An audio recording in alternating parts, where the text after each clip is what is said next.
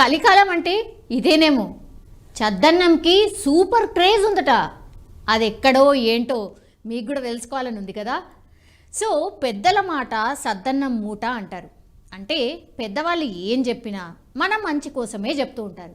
ఇప్పుడంటే మనకు బ్రేక్ఫాస్ట్లో ఇడ్లీలని, దోశలని, వడలని ఇవే తింటున్నాం ఎవరమైనా సరే. కానీ పాతకాలం రోజుల్లో అసలు ఈ ఇడ్లీలు కానీ, వడలు కానీ, దోశలు కానీ అంటే ఎవరికైనా తెలుసా? అప్పట్లో అందరూ ఓన్లీ చద్దన్నమే తినేటోళ్ళు. అంటే రాత్రి వండిన అన్నాన్ని ఉల్లిపాయతో కలిపి పెరుగు లేదా నీళ్ళల్లో నానబెట్టి ఉదయాన్నే తినేటోళ్ళు. దీన్నే చద్దన్నం అంటుండే. ఇది తింటే ఎన్ని లాభాలో అసలు మీకు తెలుసా? రోగాలు రాకుండా దీనికి మించిన సూపర్ ఫుడ్ ఇంకోటి లేనే లేదట. అందుకే ఇప్పుడు మన దేశంలోనే కాదు, విదేశాల్లో కూడా పల్లెటూరి బ్రేక్ఫాస్ట్ చద్దన్నంకు మంచి డిమాండ్ ఉంది. అక్కడ డబ్బులిచ్చి మరీ చద్దన్నంను కొని తింటున్నారు. అదెక్కడో ఏంటో తెలుసుకుందాం.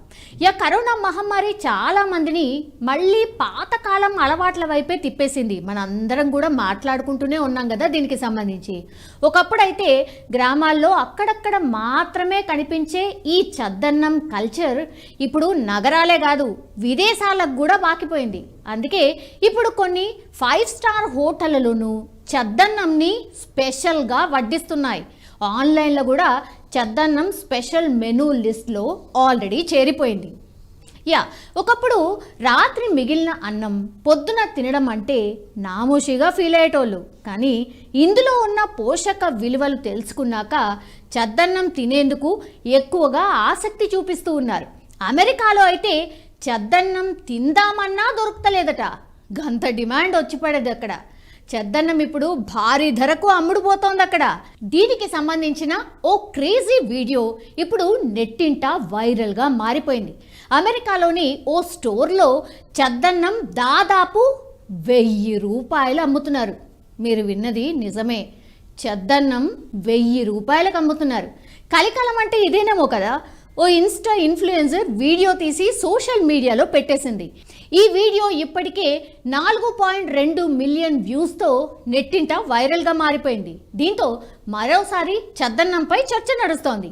ఇంతకీ న్యూట్రిషన్స్ పరంగా చద్దన్నం తింటే ఎలాంటి ప్రయోజనాలు ఉన్నాయో ఒక్కసారి తెలుసుకునే ప్రయత్నం చేద్దాం. అసలు చద్దన్నంలో ఐరన్, కాల్షియం, పొటాషియం పుష్కలంగా ఉంటాయి. అల్సర్స్ అండ్ పేగు సంబంధ సమస్యలు ఉన్న వారికైతే చద్దన్నం ఒక పరమ ఔషధంలా పనిచేస్తోందట. ఇక యాంగ్జైటీని దూరం చేయడంతో చద్దన్నం కీ రోల్ పోషిస్తోంది. ఒంట్లో వేడిని తగ్గించడంతో పాటు రోగ నిరోధక శక్తిని కూడా భారీగా పెంచేస్తుందట. ఉదయాన్నే చద్దన్నంలో పెరుగు కలుపుకొని తింటే రక్తహీనత నుంచి బయటపడొచ్చు. ఇక చద్దన్నం తింటే అధిక రక్తపోటు అండ్ మలబద్ధక సమస్యలు కూడా దూరం అవుతాయి. ఇక ఎదిగే పిల్లలకు చద్దన్నం మంచి పౌష్టిక ఆహారంగా కూడా ఉపయోగపడుతుంది. ఇక తరచూ చద్దన్నం తింటే బద్ధకం కావచ్చు, లేదంటే నీరసం కావచ్చు, పూర్తిగా లేకుండా ఉంటుంది. ఇక సరే, అసలు చద్దన్నం అంటే ఏంటి, ఎట్లా తయారు చేయాలి అని డౌట్ ఉన్నోళ్లకు ఎట్లా చేయాలనో ఓసారి చూద్దాం. ఏం లేదు, రాత్రి మిగిలిన అన్నాన్ని మట్టి పాత్రలో ఉండలు లేకుండా పొడి పొడిగా చేసి ఉంచుకోవాలి. దీంట్లో అన్నం మునిగేంత వరకు నీళ్లు పోయాలి.